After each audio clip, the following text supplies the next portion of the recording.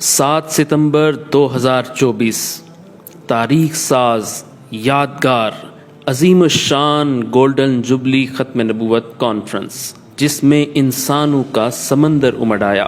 ستمبر 1974 کے 50 سال بعد یعنی 7 ستمبر 2024 کو مینار پاکستان پر لاکھوں عشاق ختم نبوت نے جمع ہو کر یوم ختم نبوت کو بڑے تذیق و احتشام سے منا کر یہ بات ثابت کر دی کہ قادیانی اور ان کے سہولت کاروں کی ہر سازش کا راستہ روکنے کے لیے مسلمان تیار تھے، تیار ہیں اور تیار رہیں گے۔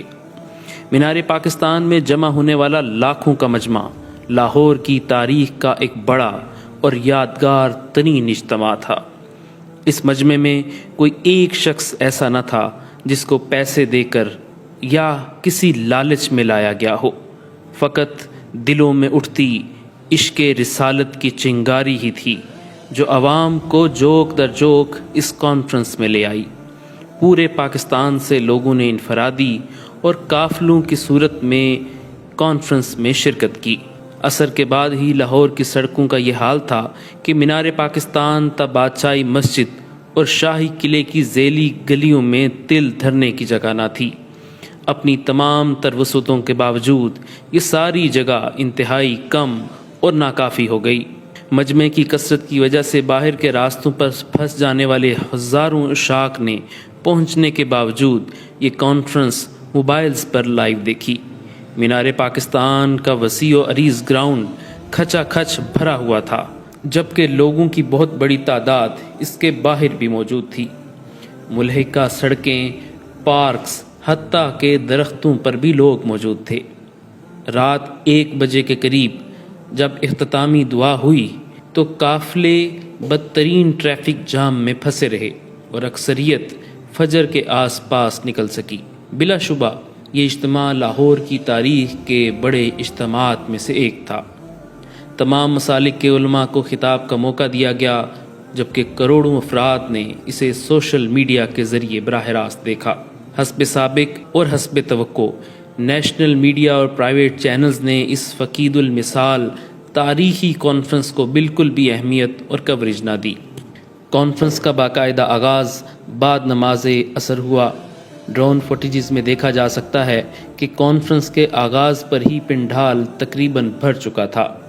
نماز مغرب کا وقفہ ہوا اور لوگوں نے پنڈال میں ہی نماز ادا کی، جس کے بعد مدینہ منورہ سے تشریف لائے ہوئے عالم دین ڈاکٹر احمد علی سراج، انٹرنیشنل ختم نبوت موومنٹ کے امیر مولانا الیاس چنیوٹی اور مولانا قاضی محمد ظہور الحسین اظہر نے خطاب کیا، جبکہ ملک بھر سے آئے مختلف مکاتب فکر کے علماء کے خطبات ہوئے۔ ملک کے معروف نعت خواں مولانا شاہد عمران عارفی نے ختم نبوت پر کلام پڑھ کر لوگوں کے لہو کو گرمایا۔ آپ نے یہ کہہ کر مہر ہی لگا دی، لا نبی آبادی، لا نبی آبادی، لا نبی آبادی، لا نبی آبادی۔ ہر زمانہ سنی لے یہ نوائے ہادی، لا نبی آبادی، لا نبی آبادی۔ جامعہ شرفیہ کے محتمم مولانا فضل الرحیم شرفی نے علالت کے باوجود کانفرنس میں شرکت کی، لیکن وہ گفتگو نہ کر پائے۔ اس موقع پر جامعہ شرفیہ کے استاد مولانا یوسف خان نے ان کا پیغام پڑھ کر سنایا، جس کے بعد مولانا فضل الرحمان کے فرزند مولانا اسد محمود نے خطاب کیا۔ ان کے خطاب کے بعد اہل حدیث مکتبہ فکر سے مولانا ضیاء اللہ شاہ بخاری نے گفتگو کی، جس کے بعد جماعت اسلامی کے مرکزی نائب امیر لیاقت بلوچ نے مجمع سے خطاب کیا، جبکہ اہل حدیث مکتبہ فکر کی نامور شخصیت علامہ ابتسام الہی ظہیر نے ولولہ انگیز خطاب کیا۔ خیبر پختونخوا سے مفتی شہاب الدین پوپلزئی نے خطاب کیا، جس کے بعد جمعیت علماء اسلام کے سیکرٹری جنرل مولانا عبدالغفور حیدری کی گفتگو ہوئی، جبکہ جنرل حمید گل کے صاحبزادے عبداللہ گل اور کراچی سے تشریف لائے بریلوی مکتبہ فکر کے مولانا صاحبزادہ ابو الخیر نے بھی یکے بعد دیگر مجمع سے خطاب کیا، جس کے بعد مولانا یوسف بن نوری کے صاحبزادے مولانا احمد یوسف بن نوری، مولانا عبد الخبیر آزاد، مولانا قاری حنیف جالندری نے متاثر کن گفتگو کی۔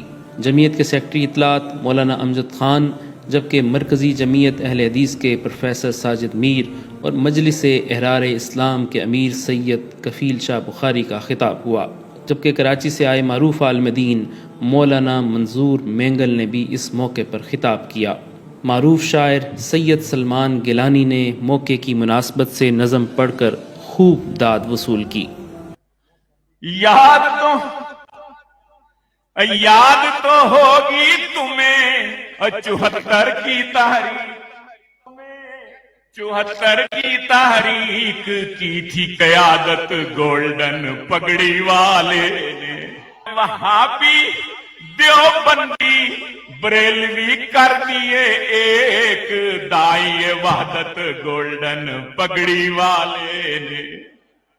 جس کے بعد جمعیت علماء اسلام کشمیر کے امیر مولانا سعید یوسف کا خطاب ہوا، جبکہ آخری خطاب جمعیت علماء اسلام کے امیر مولانا فضل الرحمان نے کیا۔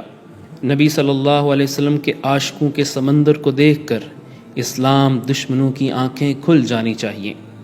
گولڈن جبلی ختم نبوت کانفرنس کی کامیابی نے ثابت کر دیا ہے کہ آج بھی مسلمان اپنے آقا و مولا حضرت محمد صلی اللہ علیہ وسلم کی حرمت، عزت و ناموس کے لیے کٹ مرنے کو تیار ہیں، مگر ختم نبوت پر آنچ نہیں آنے دیں گے۔ تاریخ ساز جبلی ختم نبوت کانفرنس کو ہمیشہ تاریخی اہمیت حاصل رہے گی۔